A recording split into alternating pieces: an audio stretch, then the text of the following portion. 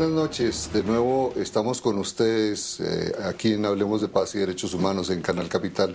Esta noche en Casa Grau, en Bogotá, en la calle 94 con carrera séptima. Tenemos una invitada muy especial junto con Baltasar Garzón, que es quizá una de las personas que se ha caracterizado como uno de los mejores ejemplos del esfuerzo que se está haciendo en la búsqueda de la paz del país. Ella es Diana Sofía Giraldo. Yo soy sobreviviente de mina antipersona. Yo he sufrido lo que la guerra nos ha dejado. Fui víctima del secuestro extorsivo. Soy víctima que porque a mí me mataron 3 hijos, me desaparecieron un hermano por ahí por Pirijay, desaparecieron a la mujer y a un hijo de mi hermano. En el año 2001, un grupo de profesores y estudiantes de comunicación social de la Universidad Sergio Arboleda, en cabeza de su decana, Diana Sofía Giraldo, inician una serie de investigaciones sobre las víctimas del conflicto armado en Colombia. Durante dichas investigaciones se dieron cuenta del manejo periodístico que hacían los medios de comunicación a las víctimas del conflicto. Es por eso que decidieron crear la Fundación Víctimas Visibles, con el objetivo de devolverles la voz a las víctimas y restaurar su dignidad. 12 años después, la Fundación se ha convertido en un referente en la lucha por las víctimas en el país. Fue cofundadora del Congreso Internacional sobre Víctimas del Terrorismo, que hasta el momento lleva 6 ediciones realizadas en diferentes ciudades como Madrid, Bogotá, Valencia y Medellín. Desde el año 2006, Diana Sofía Giraldo, en cabeza de la Fundación, les propuso a varios partidos políticos que se legislara a favor de las víctimas. Esta fue una de las semillas que dio lugar a la actual Ley de Víctimas. Gracias, Diana Sofía. Baltasar.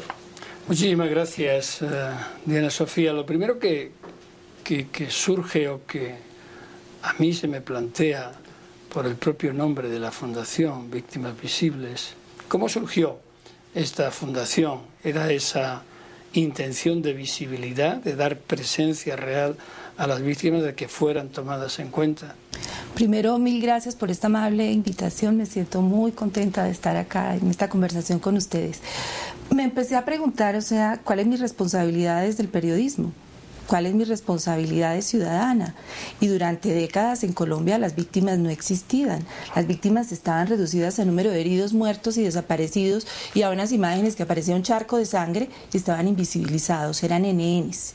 Entonces, estaban en el primer acuerdo humanitario por allá, que fue como en el 2001, que era un intercambio de soldados y policías. Y una noche me despertó mi marido y me dijo: ustedes los periodistas atragantan a las víctimas con los micrófonos, las cortan, las sacan llorando, nunca conocemos sus historias. Entonces fue como un despertar. Al amanecer llamamos al segundo comandante del ejército y les dijimos: nosotros queremos ir a entrevistar a las víctimas, a los soldados y policías, a los 276 que salen liberados. Organizamos un grupo de estudiantes de comunicación de último semestre con sus profesoras, les ayudamos con psicólogos para no ofenderlos con ese: oiga, ¿qué sintió? Y ponerlos a llorar y no sacar nada. Y nos fuimos a hacer esas entrevistas que fueron este primer libro, El Regreso del Infierno, que se trataba de ayudar a trasladar los reflectores mediáticos que estaban concentrados en los victimarios, de los cuales sabíamos su vida, obra, milagros, que si Tiro Fijo, que si La Toalla, que si La Novia, que si París, que si García, que si Castaño, y los conocíamos, los entrevistábamos, los buscábamos, y las víctimas eran NNs. Entonces dijimos: ¿cómo aportar a los medios sin interferir? Porque cuando uno sale de los medios, pues hay malestar de que esta venga a decirnos no. Entonces empecemos a visibilizar a las víctimas. ¿Cómo? Colocándolas en el centro del escenario democrático, dándoles interlocución, utilizando nuestras conexiones con el Ejecutivo, con el Legislativo a favor de ellas, y creando escenarios internacionales para ejercer el sumum de la comunicación, que es escuchar. Y aprovechando el tema de la comunicación, a mí es uno de los temas que me preocupa en este ámbito. ¿Cuál es el papel que los medios de comunicación deben de tener ahí? Siempre tienden más a contar la historia del victimario que centrarse en la víctima, porque algunos dicen: bueno, eso parece como que es muy sensiblero, ¿no? Y por eso lo otro es más impactante, es que es lo que pide la sociedad, es que es lo que demanda. Yo no sé hasta qué punto eso es verdad o es una posición que se toma, pero que huye realmente de abordar la complejidad del propio problema, ¿no? Yo creo, y lo he aprendido desde las víctimas, cuando el reflector se traslada a la víctima y sabemos un antes, un después, una familia, un hermano, un padre, un huérfano, uno inmediatamente siente cierta empatía emocional, que es lo que logra la televisión. Entonces, cuando la tragedia tiene un rostro, hay una interlocución con el país y ya no estamos hablando de números. La gente se solidariza, la gente siente una corresponsabilidad y si lo quieren ver desde el punto de vista, digamos, político, que fue una conclusión que nosotros sacamos, pero que después se la escuché a un ex primer ministro israelí, decía, la visibilidad de las víctimas deslegitima cualquier justificación que tenga el terrorista para haber cometido ese acto. O sea, a mí no me muestren a General Mendieta con cadenas, a doña Emperatriz 7 años llorando, a las masacres tan espantosas que hizo Castaño, a Pastora Mira, a nuestras víctimas, y después me dicen efectos colaterales de la guerra. El lenguaje cambió. Yo creo que el tema de la ideologización pasó la página gracias a los medios de comunicación. Pero hay una cosa interesantísima que surge a raíz de sus dos reflexiones, la de Baltasar y la suya, Diana Sofía. No, y es la magnitud, el significado del ser víctima, ¿no? ¿Quién es la víctima aquí? Y ese tema de la desideologización, la necesidad de ver a la víctima en un contexto preciso y no dejarla ir como parte de un efecto colateral, o que es que claro, está metida en esa zona roja, que eso es solo de guerrilleros, en fin, o solamente de paramilitares. La experiencia suya respecto a ese tema. No, ¿quién es una víctima primero? Y el tema de la desideologización. ¿Quién es una víctima? ¿Usted cree, por ejemplo, doña María Teresa de Mendieta, que estuvo 11 años, 7 meses esperando a su marido, sufriendo, con su vida detenida en el tiempo, congelada? Es una víctima. Es víctima, la víctima directa, las víctimas indirectas. La misma sociedad colombiana, en un momento dado, con tanta violencia, el pánico que teníamos de salir a tomar una carretera, fuimos víctimas de ese terror. Es la multiplicación del miedo y teníamos mucho miedo. Frente a la ideologización, yo le voy a contar lo que he aprendido desde el primer Congreso Internacional sobre Víctimas del Terrorismo y los que hicimos aquí. Si uno tiene en un escenario, por ejemplo, a Juan Pablo Letelier, tiene a los de Beslan, a los padres de los niños que estuvieron detenidos en Beslan, en Osetia del Norte, tiene las víctimas del Alto Naya, cuyos familiares fueron asesinados con motosierra, tiene las víctimas de secuestro, tiene víctimas de Chile, tiene víctimas del 11 de septiembre, tiene víctimas del Hotel Marriott de Indonesia. Ninguno de ellos se pueden entender en el lenguaje, en el idioma que están hablando, pero al escuchar, por Dios, el dolor es el mismo, el daño a la dignidad del ser humano es exactamente el mismo. Entonces no importa, por eso es que hay que insistir tanto que no se puede ideologizar el tema de víctimas. El daño al ser humano es el mismo, pero ¿sabe también que se puede aprender de eso? Que los procesos de reinserción, de reintegración y de sanación son los mismos. Entonces miremos qué ha hecho España, miremos qué hizo Estados Unidos, miremos qué han hecho en Chile, en Argentina. ¿Por qué no miramos todos esos procesos, tomarlo mejor y traerlo a Colombia? Pero no ideologizado, no, una de las súplicas, Colombia no puede permitir que sus víctimas se ideologicen, porque es que el dolor de Iván Cepeda es el mismo, ¿sí?, que el dolor de la familia del general Mendieta, esperándolo 11 años y 7 meses. Sí. No quiero ponerla en un aprieto, pero ha dicho algo que es importante, ¿no? La ideologización y la no ideologización de los movimientos de víctimas. Y ese es uno de los grandes problemas, y usted lo sabe bien, que hay en muchos países, ¿no? Usted ha citado España. España, que ha sido ejemplo en los movimientos de víctimas desde la oscuridad más absoluta, en que la víctima no aparecía al principio de los años 90, en que daba miedo a ir a un funeral en el País Vasco, por ejemplo, y que se ocultaban incluso las situaciones hasta inundar las avenidas y las calles de todas las capitales de España. Pero también de ese momento hasta sufrir en algunos casos una ideologización, un servicio político a determinados partidos políticos o dejarse instrumentar por partidos políticos. Ese haber ese acervo obtenido, desde mi punto de vista, se pierde cuando se cae en la trampa política. Cada uno podrá hacer lo que quiera, pero como movimiento de víctimas, incidiendo en lo que usted dice, ¿no cree que es el peor golpe que se le puede dar a ese movimiento, esa sumisión política a una opción determinada? Primero que todo, quiero contarle que quiero mucho a las víctimas españolas, son mis amigos y de ellos he aprendido, pero también pues les he podido expresar con todo el afecto que la situación en Colombia es diferente. Las víctimas en Colombia, en España las rodearon los medios de comunicación, la sociedad, el gobierno, las empoderaron, las indemnizaron, o sea, fueron creciendo en el escenario democrático hasta llegar a un punto tan alto que hoy yo no creo que nadie pueda pretender llegar al poder si no se alía con los movimientos de víctimas. Entonces, y los partidos políticos, digo, yo hablo con mucho respeto de la realidad española porque son mis amigos y mantengo las relaciones permanentes con todas las asociaciones, pero llega un momento en que esa ideologización del tema de víctimas, por ejemplo, en España mencionar la palabra diálogos es una blasfemia. Yo creo que usted lo ha vivido. O sea, ni siquiera hay lugar al análisis, a la contextualización, a las preguntas, no, se demoniza la palabra diálogo.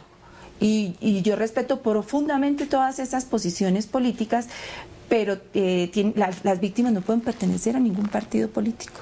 Es tan doloroso el tema que le pasó a Alcaraz como el que le pasó a Pilar Manjón. ¿Sí? El dolor es el mismo, el daño a la dignidad de ser humano es el mismo, la reinserción a la sociedad es la misma, la sanación es la misma.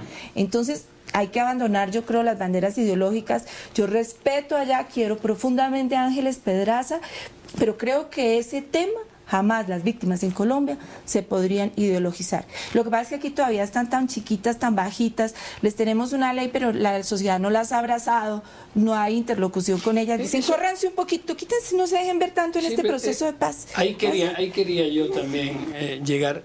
¿Cuándo, si es que ya se ha producido ese despegue del movimiento de las víctimas en sí mismo en Colombia? Hay ya una sensación de ese reconocimiento por la sociedad, de esa defensa, no solamente con una ley, que es importante y luego hablamos de ella, sino en la realidad práctica. Yo creo que estamos empezando. Ya pasamos en los medios de comunicación que se centraban en los victimarios, ahora se centran en las víctimas, que le daban interlocución y se morían por una entrevista con Castaño, con Tiro Fijo, ahora ya le dieron interlocución a las víctimas. Entonces yo creo que hay que ser, parecer y aparecer. Entonces empezamos a decirle a las víctimas, las queremos, las vamos a reintegrar a la sociedad, les hacemos una ley espectacular. Y resulta que no hemos terminado ni de contarles en qué consiste la ley. Decimos, señores, muevan todos los reflectores que ahora volvemos con los victimarios. Acabamos de hacer una investigación con más de 500 víctimas y financiada por la Comunidad de Madrid y nos demostró que el 80% no conoce la ley, no conoce sus derechos, no está agrupada y por lo mismo no conoce los mecanismos de participación. Entonces, no se ha socializado la ley. No se le ha dado a conocer a las víctimas, yo no entiendo cómo los comerciales de televisión todavía no ha aparecido uno donde le diga a las víctimas usted tiene estos derechos, solo en lo de tierras. Y entonces el mensaje que es la víctima que todo le llega tarde, sí hay una ley, pero es que están conversando ya en La Habana con quienes nos secuestraron. O sea, todo es como una orquesta sonando a distintos tiempos, se hace una ley futurista. A las víctimas se les dice que se queden un poquito en el pasado. La institucionalidad se enreda en la adecuación de esa ley, ¿no? Y aparecen los victimarios y dicen, nosotros queremos, o uno de los muchos victimarios que hay en Colombia dice, ahora nosotros tocamos la orquesta. ¿Cómo se le explica eso a una víctima? En ese escenario complejo, uno diría, en Colombia ha habido un proceso de visibilización real. Hechos como la Ley 975 de Justicia y Paz permitieron, entre otras cosas, que la gente entendiera que había víctimas y que había víctimas que eran miles de personas y que eran más de 300 y más de 400.000 personas que en distintas partes del país habían vivido las situaciones más horribles y habían sido víctimas de los peores vejámenes. ¿En qué momento esa visibilización comienza a permear la institucionalidad, en lo que usted percibe, cuando la gente empieza a darse cuenta que efectivamente hay unas víctimas a las cuales hay que escuchar y con las cuales hay que trabajar, porque habíamos tenido la percepción siempre que había que trabajar con el victimario. Entonces, sí, desmovilización de los guerrilleros, entonces hay que darles un taxi y tal. Desmovilización de paramilitares, hay que darles tierra. Eran normas para los victimarios, pero las víctimas, ¿en qué momento usted percibe ya cuando empieza a trabajar con las víctimas que la institucionalidad y la sociedad colombiana comienzan a tener conciencia sobre las víctimas? Los antecedentes de ese famoso 4 de febrero donde la gente se volcó a las calles. Si no nos muestran a una Ingrid Betancourt absolutamente, parecía una virgen, muriéndose, que todos pensábamos que estaba grave, una mujer absolutamente desolada, nos lloramos viendo esa imagen. Si no nos cuentan que Clara tuvo un hijo en cautiverio, yo digo, yo soy mamá, es su bebé, no puede estar con él. O sea, si no nos generan esa empatía con la visibilidad de las víctimas, no se da ese fenómeno. Y yo entiendo que su pregunta va más allá, y le decía algo antes de empezar el programa. Yo creo que esta tirada del mantel con todo platos y vajilla, la verdad no la van a poder esconder. Por eso digo, yo estoy muy contenta con el diálogo, pero pienso que deben aceptar más posiciones contrarias, aportes, porque en este momento nadie puede hacer ningún comentario. Pero ese esconder un poquito las víctimas y esconder un poquito los medios no es bueno, porque es que la verdad ahí en Colombia se va a saber. Todo este destape de corrupción, todo este destape no hubiera sido posible sin esa, digamos, esa maquinaria extraordinaria de los medios, ese cambio de concepto de visibilizar a las víctimas. Fíjese que antes los medios no andaban contando, mire lo que está pasando con los impuestos, mire la plata que les robaron a estos pobres deudores, mire lo que pasó con estos cafeteros, pero ha habido un fenómeno, los reflectores se trasladaron y ese traslado tiene sus echaditas para atrás y para adelante, pero va a permitir que en Colombia se sepa la verdad. Aquí no va a quedar nada debajo del mantel. Y en ese proceso también hay un elemento que hemos perdido de vista, y es que la cohesión social del tejido de la sociedad se fracturó.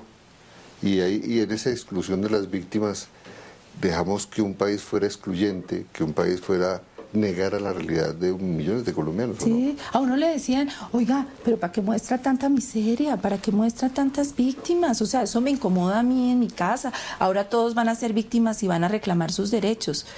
Maravilloso, visibilizar a las víctimas hizo que la gente tomara más conciencia de sus propios derechos, no desde el punto de vista de la violencia, sino de la democracia colombiana.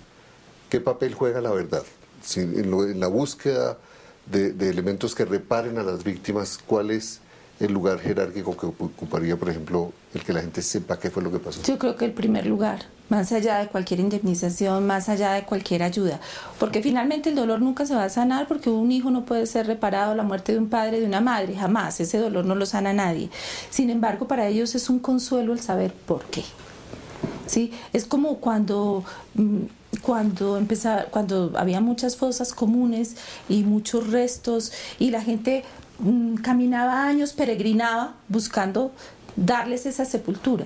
Yo creo que la verdad es un cierre, poder hacer el duelo, poder despedirlos, ¿no? Entonces la constante en las personas que hemos tenido el privilegio de conocer durante estos años ha sido la búsqueda de la verdad, el porqué, no la venganza. Ni tratan de armarse para ver cómo van a buscar a los victimarios, no, es la verdad y una sensación de resiliencia, como si el dolor purificara. O sea, a más dolor tratan de que eso no le vaya a pasar al vecino, ni que le vaya a pasar a uno. O sea, son como ángeles de la guarda de la sociedad. Yo creo que si hay un sentimiento erradicado en las víctimas, en el 99,99%, es el de la venganza. Es decir, en toda mi experiencia a lo largo de años, tratando víctimas del terrorismo en España, de crímenes de lesa humanidad, en las investigaciones, jamás he oído a una víctima con deseos de venganza, sino de verdad y de justicia, es verdad. Es decir, necesito que yo conozca, o que mis hijos o que mis nietos conozcan qué ocurrió, que aquello fue una injusticia y que se me repare, pero que se me repare con la verdad. Normalmente nunca piden dinero, aunque lógicamente una indemnización es lo mínimo que el Estado debe de hacer para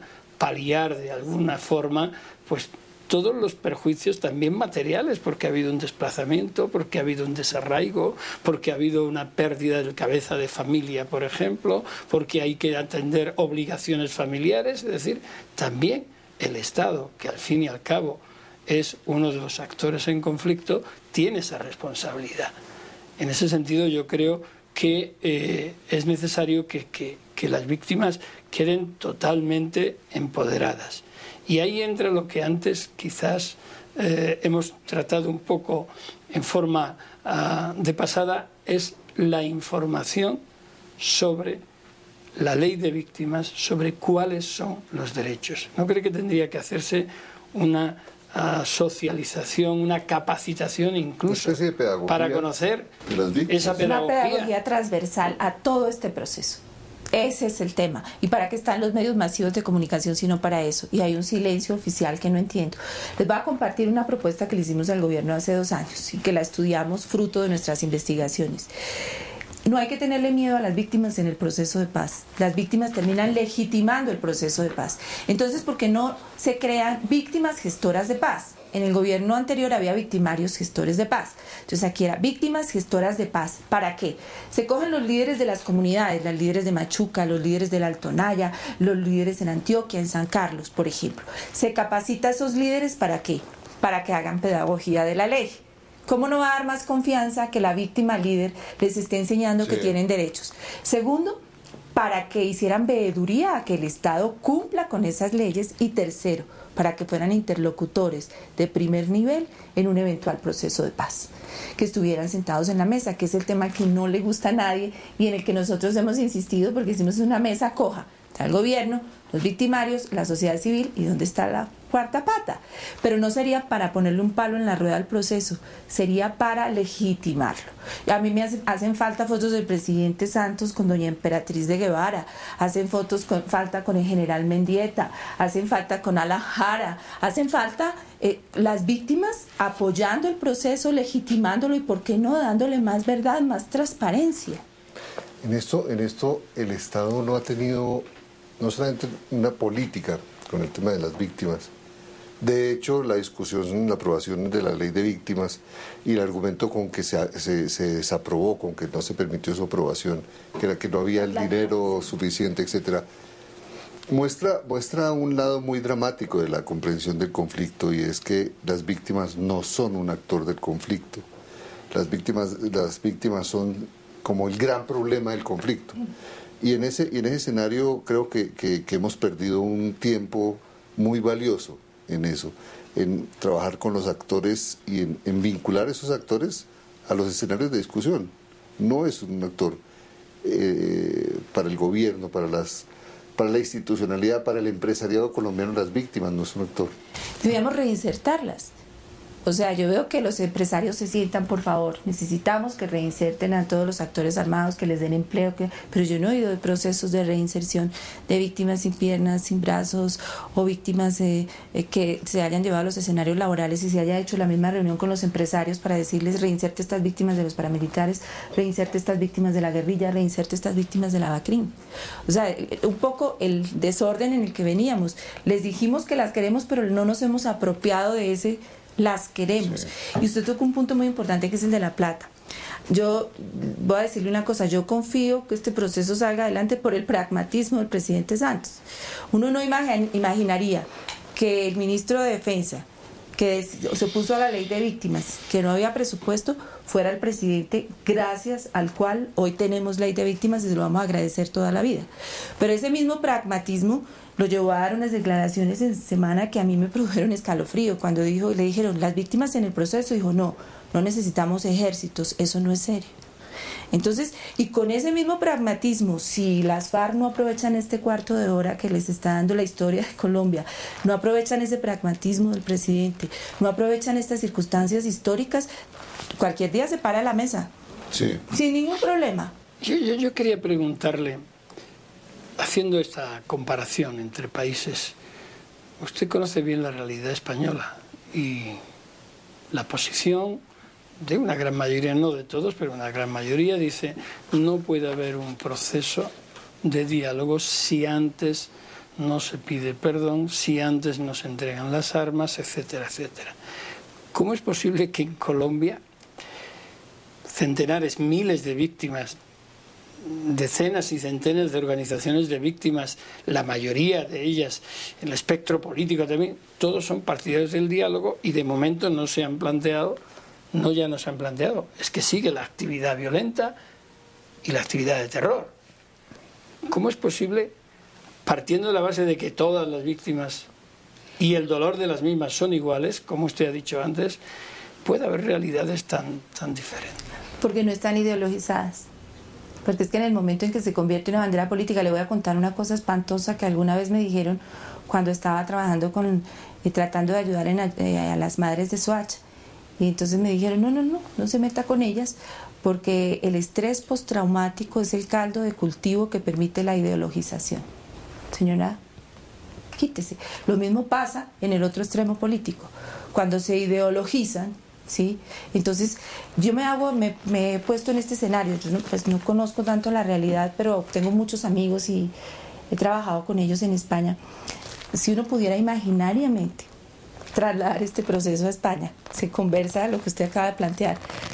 Todavía están en armas, todavía está el conflicto, con todas estas circunstancias, ¿cómo estaría deprendida España? ¿Cómo serían las calles? ¿Cómo sería la furia de la sociedad y de las víctimas?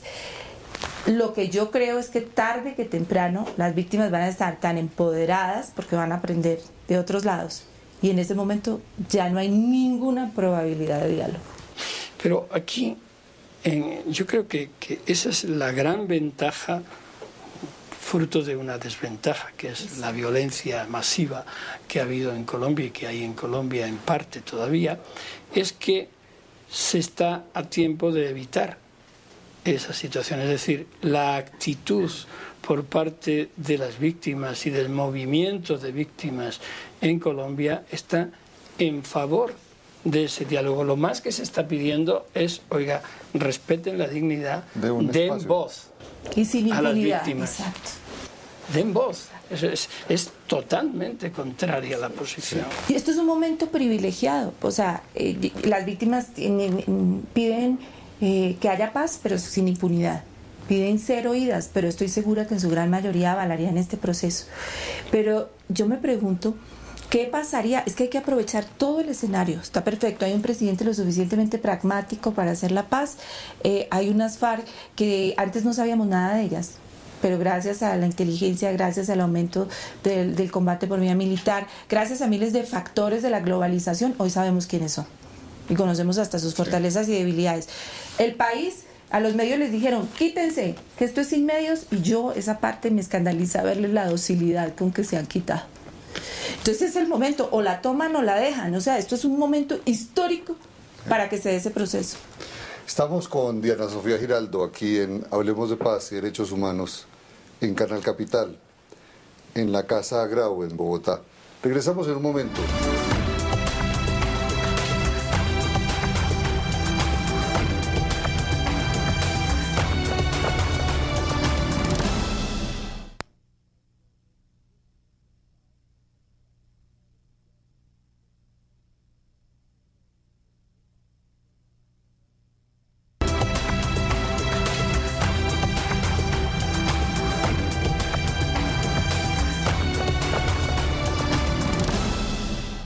Regresamos, hablamos de paz y derechos humanos aquí en Canal Capital. Hoy con Diana Sofía Giraldo, periodista, directora de la Fundación Víctimas Visibles. La estamos conversando con ella aquí en la Casa Grau, en el norte de Bogotá. Una de las grandes polémicas que siempre se plantean cuando se trata de la reparación de las víctimas, aquí en Colombia se está planteando también, pero en otros países como Argentina, por ejemplo, o como en España, donde se ha negado la justicia.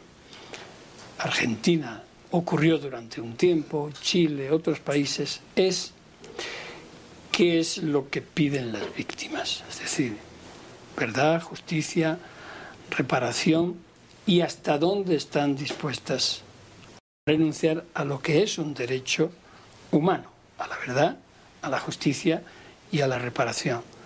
¿Hasta dónde están las víctimas, una víctima dispuesta a renunciar porque la paz, que es algo palpable, pero también puede ser etéreo, y en todo caso su dolor ya está dentro de sí misma, puede ceder? O sea, es la pregunta del millón, la pregunta más difícil, si prima la paz sobre la verdad. Lo ideal es que hubiera paz con verdad, sin esconder a las víctimas.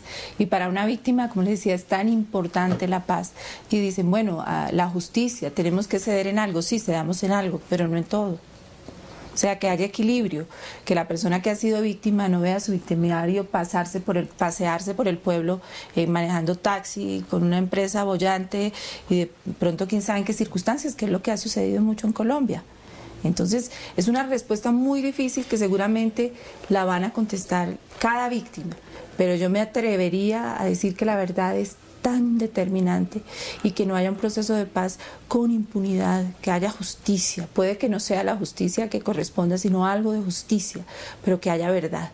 Porque eso hay una parte que es la paz espiritual, que es que la víctima se pueda reinsertar a su sociedad y que se sienta abrazada por esta sociedad. Pero ahorita, como sociedad, nosotros no hemos tomado nuestra corresponsabilidad. Nosotros no estamos abrazando víctimas, dándoles interlocución, reconociéndolas, nos falta muchísimo. Entonces ahora no les podemos pedir a ellos, sean ustedes los que hagan el sacrificio de sus derechos fundamentales en aras de la paz. Yo creo que el proceso de paz es muy factible, va muy bien, pero si me permiten la expresión, le está faltando democracia. Eso es con medios, con víctimas, con diálogo, con parlamentarios. Eso es un proceso que nos concierne a todos y creo que le daría más peso, más legitimidad, más verdad. Usted acompañó el proceso de la ley de víctimas en el Senado, además activamente, ¿no? Su fundación y usted misma también. Usted ha dicho en alguna ocasión que las víctimas están en el pasado y que las instituciones están del presente al futuro, como queriendo reflejar el olvido de las víctimas. ¿Cómo preparar a las víctimas? ¿Cómo enseñarles, cómo ayudarles a hacer ese camino hacia la paz, hacia el perdón en su caso, aunque el perdón es algo interno de cada uno y desde luego no se puede imponer por decreto, ni el olvido tampoco, pero ¿cómo empoderar, cómo ayudar, cómo acompañar? Le voy a contestar en dos partes. La primera, le voy a contar que ¿y si tiene alguna anécdota de personas que se hayan acercado, vivencias que haya habido, cómo se puede producir ese fenómeno que para mí es realmente impresionante? Primero quería contarle que cuando nosotros vimos la legislación española y todo lo que habían avanzado y que los partidos habían hecho un consenso en torno a las víctimas, se nos ocurrió proponerle a los partidos políticos dos cosas: que hicieran una ley y el Día de Solidaridad del Senado con las víctimas. Y empezó el peregrinar por los partidos políticos. Primero fue el Partido Conservador, me hizo invitar a una junta de parlamentarios conservadores a un desayuno. Y entonces, pues aquí hablar de víctimas en algún momento sonaba como subversivo. ¿Qué le está pasando a esta señora? Sí. O sea, es un tema. Después me fui a buscar al Partido Liberal, me fui a buscar a Juan Fernando Cristo. Le dije, mira la ley que hicieron en España, el tema de consenso de los partidos políticos son las víctimas. Y de esas conversaciones y del primer día de solidaridad del Senado con las víctimas, nace la iniciativa de presentar la ley, lo cual nos enorgullece como fundación haber puesto el granito de arena. En cuanto al cómo, la sociedad está en deuda. Y el tema es la pedagogía, que es transversal a todo. ¿Cómo? Mientras escuchando, el sumum de la comunicación para todos es escucharlas. Uno, después de que escucha una víctima, y ustedes que han trabajado con ella saben, uno no es el mismo. Entonces, cuando uno las escucha, hay que abrazarlas, hay que tocarlas, hay que acogerlas, hay que decirles, ustedes nos importan. Su dolor es mi dolor, su tragedia es mi tragedia, su memoria, la de su pueblo, la de Machuca, es mi memoria, es la memoria que va a ser parte de la historia de Colombia. Entonces, mientras no se dé esa empatía emocional para reconocer al otro mirándole a los ojos y decirle, usted como ser humano me importa, ese proceso no va a llegar. Pero por ahora la parte pedagógica deberían estar prensa, radio, televisión, Twitter, podrían estar haciendo tantas cosas enseñándole a las víctimas su ley. ¿Para qué sirve? ¿Cuáles son sus derechos? ¿Cómo lo logran? O sea, y yo no he visto un solo comercial, ni de radio, ni de televisión, que le cuente a las víctimas cuáles son sus derechos, salvo lo de tierras. Usted ha insistido que una de las diferencias entre, por ejemplo, el caso español y el caso colombiano es el empoderamiento de las víctimas, es cómo ellos van adquiriendo una noción de que son titulares de unos derechos y que hay que ejercerlos, y eso les va dando un poder que ellos van ejerciendo, que allí los ha llevado al extremo de la politización, que es un extremo al que van a llegar. ¿No creen que en Colombia también pasa un hecho interesante, que no solamente las víctimas todavía no han estado cerca, el dolor es lo suficientemente fuerte o la exclusión no lo suficientemente profunda, pero que en el momento en que se empieza a dar ese proceso, eso es imparable, ya lo dijo. Pero no hay conciencia institucional respecto a que eso puede pasar. Es decir, que por más acuerdos que se llega en La Habana y que se firme lo que se llegue a firmar, cuando una víctima se para y diga, no comparto, yo quiero. ¿Qué pasa? Aquí yo quiero. Sí. ¿Qué pasa? Pues ¿qué pasa? Que no se legitima y finalmente un gobernante mira las encuestas a ver cómo va. Es que esta negociación a puertas de unas elecciones, con anuncios y campanitas de Nobel, se vuelven elementos de presión sobre la negociación. Por eso es que, mire las encuestas, las que nos vienen presentando desde el año pasado, dice 80% respalda el proceso, 60% respalda el proceso, pero no cuentan todo lo que dice la encuesta. ¿Están de acuerdo en que se reincorporen? No. ¿Están de acuerdo en que hagan política? No, el 80%. ¿Están de acuerdo en que no? Entonces hay que mirar ese comportamiento de la opinión pública, que sería distinto si se toma a las víctimas como protagonistas de este proceso. Usted me pedía un ejemplo. Le voy a contar el ejemplo de una mujer casi analfabeta, María Cecilia Mosquera. Ella vio morir incinerados a su marido y a sus 3 hijos en el incendio que el ELN provocó en Machuca. Ella está quemada de pies a cabeza porque no ha recibido cirugías ni ayuda psicológica. Cuando nosotros la conocimos, le preguntamos por qué llevaba un año sin hablar. Dijo, es que nadie me escucha, a nadie le importa mi tragedia, por eso me voy a la iglesia, me siento ante el Cristo y le cuento porque Él me escucha. Yo necesito que a alguien le importe lo que a mí me está pasando. Entonces empezamos a sacarla, a que contara su historia, la llevamos a España, le dimos, digamos, elementos de ayuda psicosocial, y entonces empezó a decir, se me está despertando el cuerpo, siento mis hombros, y por primera vez me pude despedir de mis hijos y decirles adiós. Esa María Cecilia está en Machuca, que es pobrísimo, donde las mujeres sacan el oro y no tienen con qué pagar los 10.000 o 15.000 pesos de bienestar familiar y dejan a los niñitos en sus casas tirados. Ella coge una cuerdita a un lado de la calle, otra al otro lado, recoge todos los niños y les hace aguapanela a todos, les da agua a todos, los cuida voluntariamente, está terminando el bachillerato, está validándolo, ahora está ayudando en la catequesis de los niños. Esa mujer es un gestor de paz. Esta mujer es un ejemplo de resiliencia. A ella el pueblo entero le creería si va y les cuenta que hay una ley y en qué consiste esa ley. Entonces yo creo que Colombia está lleno, tiene en este momento, nosotros hemos capacitado unas 50 víctimas que estarían en derechos humanos, derecho internacional humanitario, temas psicológicos, que estarían en capacidad hoy de liderar esa reconciliación en sus respectivos municipios donde ha habido tragedia. ¿Qué importancia tienen los procesos de memoria?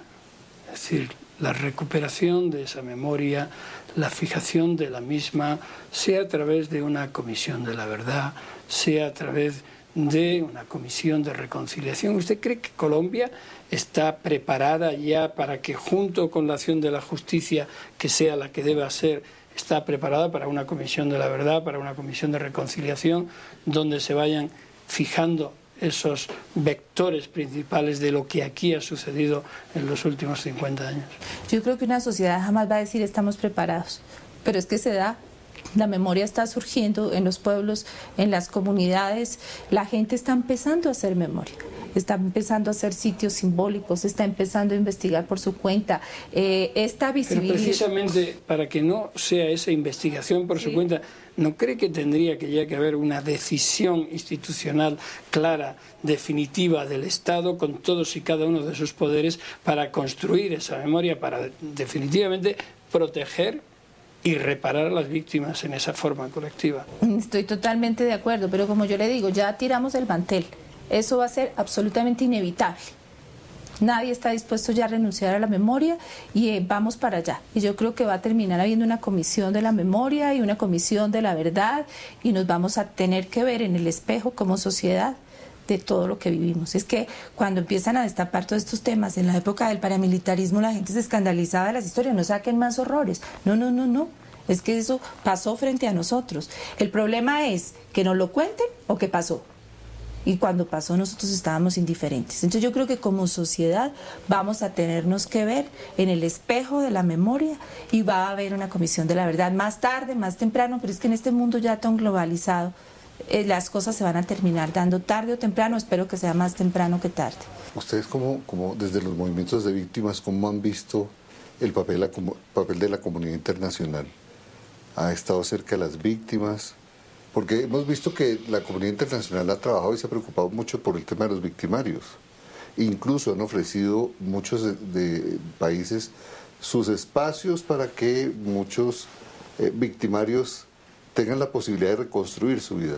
¿Ha pasado eso con víctimas? Yo creo que está pasando, está empezando a pasar. Yo recuerdo el primer Congreso Internacional de Víctimas del Terrorismo en España, en la Casa de Gobierno, que estaba al lado de un ministro, y me estremecí un poco cuando me daba todas las justificaciones ideológicas del accionar de las FARC, ¿no? Entonces, solo ahora, después de 10 años de aprendizaje, me doy cuenta que la visibilidad de las víctimas no permite enmascarar el horror de la violencia. Entonces, esa deslegitimación de la violencia hace que todo se llame por su nombre. Ajá. Eso es una atrocidad, eso es un secuestro, eso es una infamia para todos los grupos armados. Sí. O sea, no solamente para unos. Pero desde el punto de vista ya de la observación, de la visibilización de las víctimas, ¿la comunidad internacional es consciente de eso? ¿Ha acompañado a las víctimas? Yo creo que sí, que cada vez más. Y bueno, y otra cosa, es que ahora uno tenía que salir a mendigar recursos al exterior. En este momento todo el dinero está acá. ¿Saben la cantidad de ONGs internacionales que ya están llegando a Colombia por el tema de las víctimas? Porque hay recursos para 10 años, pero yo creo que sí, siempre ha habido una conciencia. Lo que pasa es que no se le hacía mucho eco a la conciencia de las víctimas, la gente pasaba de largo. Sí. Yo creo que poco a poco ha ido... Usted ha dicho que las víctimas tienen que participar en el proceso.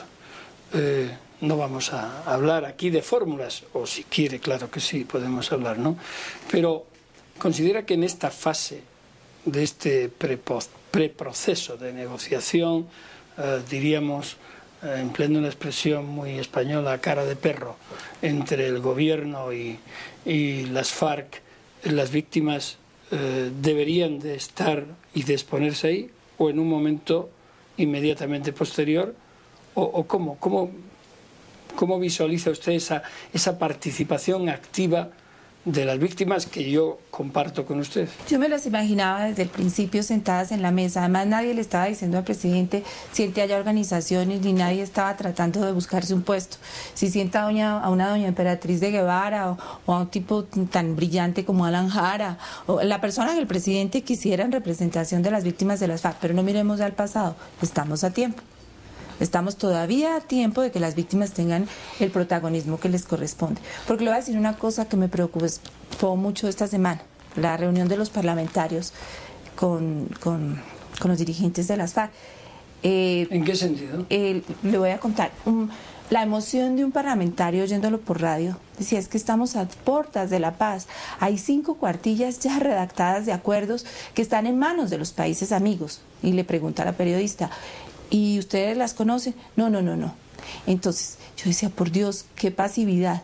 O sea, los temas de orden público, de seguridad nacional, todo lo que nos va en eso, confían en los países amigos, sí, pero no en el Congreso. Lo mismo con las víctimas, háganse, escóndanse, pasito, ya, sí, las vamos a llamar, les vamos a dar interlocución, más adelante, cuando toque, cuando ellos han sido los más legitimados para hablar de perdón, como usted lo decía, que es una decisión individual, pero ellos están más legitimados que nosotros. Pero a la vez no cree que, por cerrar, Pedro, ¿no cree que habría un riesgo de que le acusaran a las víctimas, porque quién en nombre de las víctimas le acusaran de politización en un proceso que en este momento es netamente político? No creo. Déjeme pedirle que conteste la pregunta después de esta pausa en Hablemos de Paz y Derechos Humanos. Ya regresamos con Diana Sofía Giraldo aquí en Casa Grau.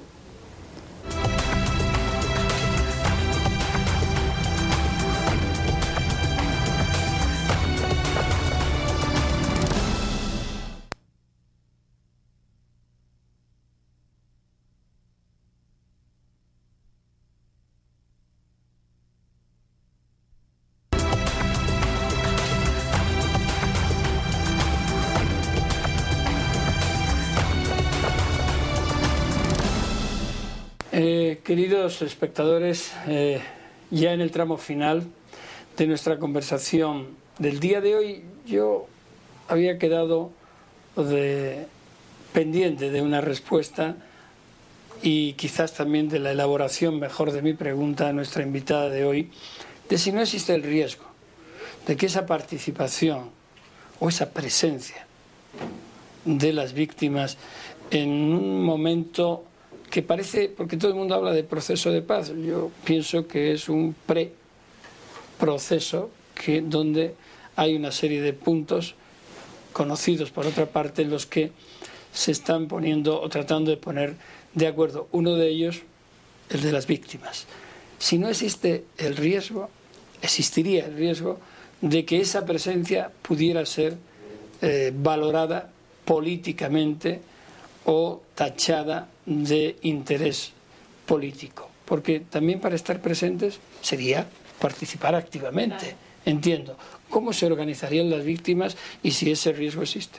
Yo no creo que ese riesgo exista porque en Colombia las víctimas no están organizadas.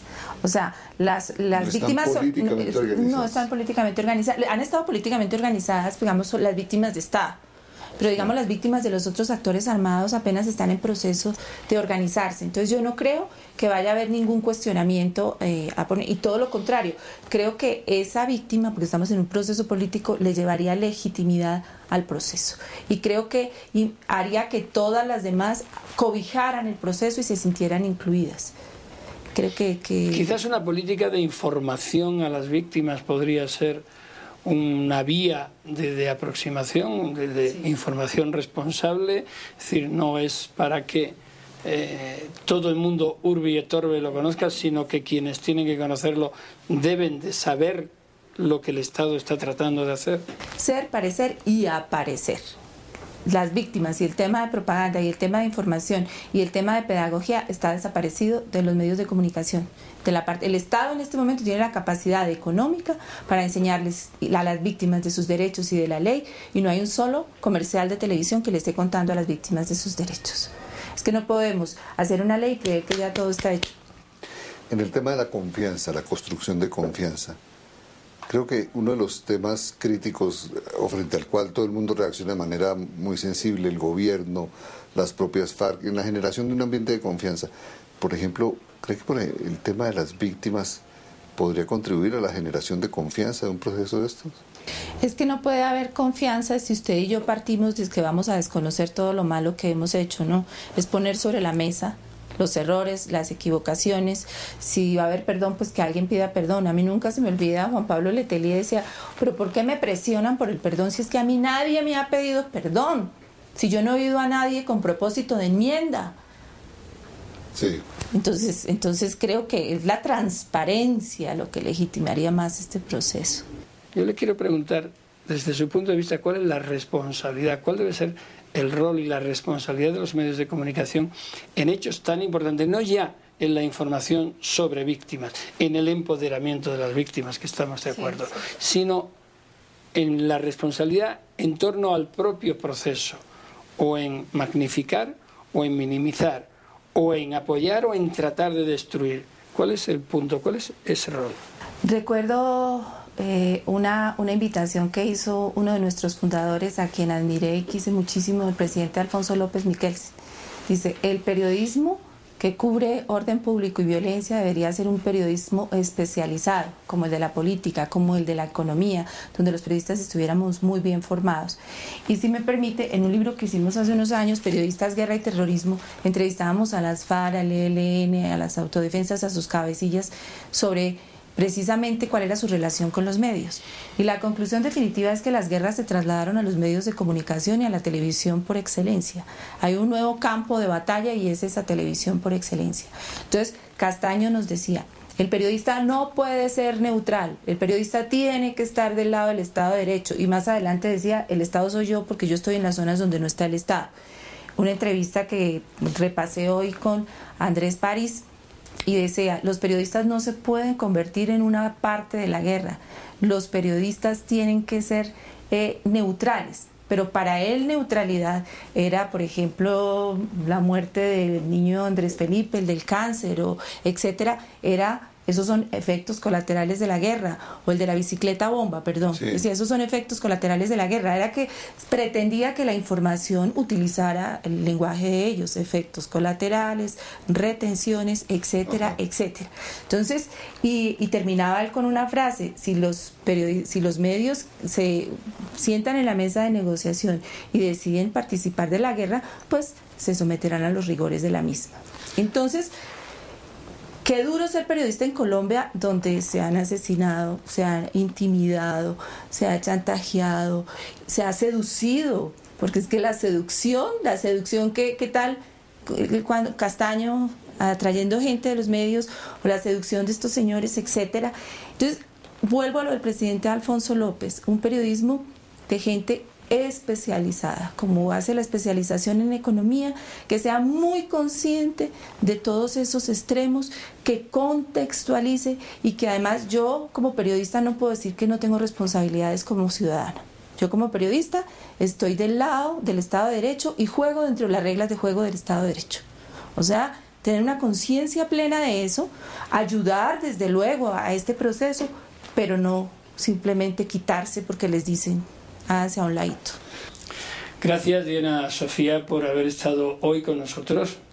Las opiniones han sido claras, contundentes. Muchas gracias por estar con nosotros aquí, Diana Sofía, en el programa. Y creo que el mensaje que ha quedado es un mensaje que contribuye a que avance la paz en el país. Para mí ha sido un verdadero privilegio estar con dos personas de la calidad intelectual y personal de ustedes. Muchas gracias. Y a todos ustedes desde Casa Grau, buenas noches y hasta un próximo programa.